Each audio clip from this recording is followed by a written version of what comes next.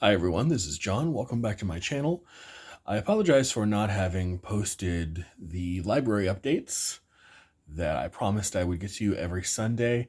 The last 2 weekends have gotten away from me, but and I know yesterday did too. Yesterday did too, obviously. But I will post this today on Monday, just in lieu of the weekend. And again, this is no particular order. This is behind this big sort of portable bookshelf that I've repurposed. And it is, unfortunately, in sort of a bit of a dusty mess, more or less. But no particular order, just the books as I have them. No muss, no fuss, nothing like that. All right, so the first thing we have is The Two Cities, Medieval Europe, 1050 to 1320 by Malcolm Barber.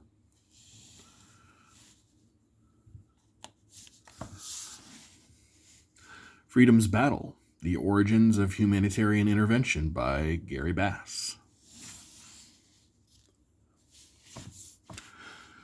The Structures of Everyday Life, Civilization and Capitalism from the 15th to the 18th Century, Volume 1 by the great historian Fernand Braudel.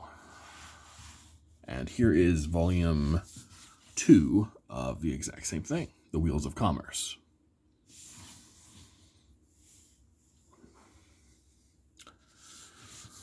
This is Michael McKeon's gigantic The Secret History of Domesticity, Public, Private, and the Division of Knowledge. Very, very big book. Here are two of the trilogies of Richard Evans. This, I think, is Volume 2. This is The Third Reich and Power. I have already read and reviewed Volume 1, so it is somewhere else. It's probably packed away in a box somewhere. And I believe this is Volume 3, The Third Reich at War.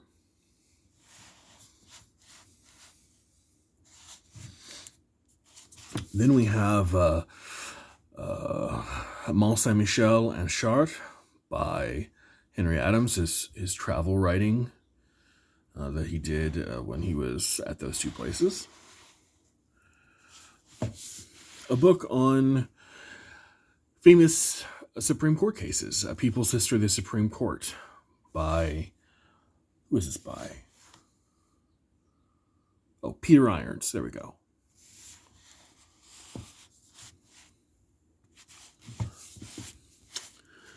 This is The Kindness of Strangers, the abandonment of children in Western Europe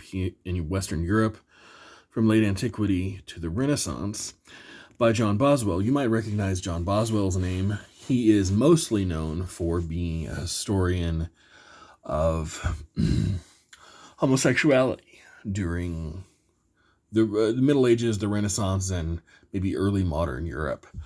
But he also wrote this interesting book about the abandonment of children in the late, the very, very early Middle Ages. Here is Orlando Feige's The Whisperers, Private Life in Stalin's Russia. A book by Tony Jute, Reappraisals. This is some of his occasional stuff, book reviews, things like that.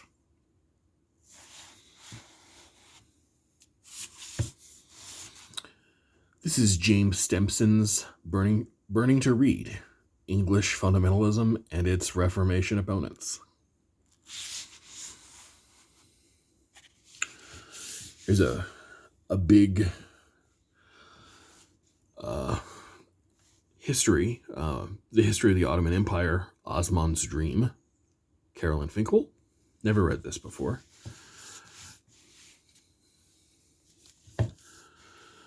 Here's some literary history, Absent Minds, Intellectuals in Britain by Stefan Collini. Stefan Collini, excuse me.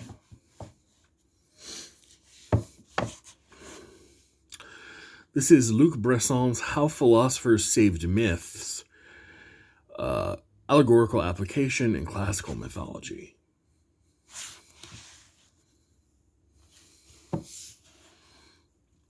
Niall Ferguson's Colossus, The Rise and Fall of the American Empire.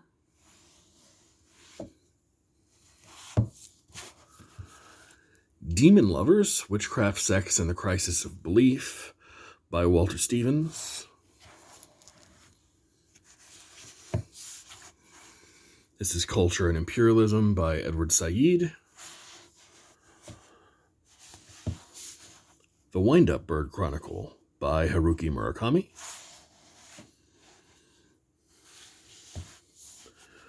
The Mysteries of Udolpho by Anne Radcliffe. A couple of Philip Roth books. This is The Professor of Desire. Certainly not one of his best remembered. And then one of his more recent, The Human Stain. One of the few Philip Roth novels that I've actually enjoyed reading. This is Mating by Norman Rush.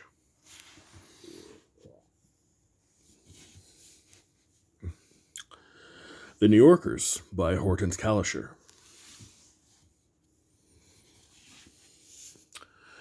On Native Grounds, an interpretation of modern American prose literature by Alfred Casson.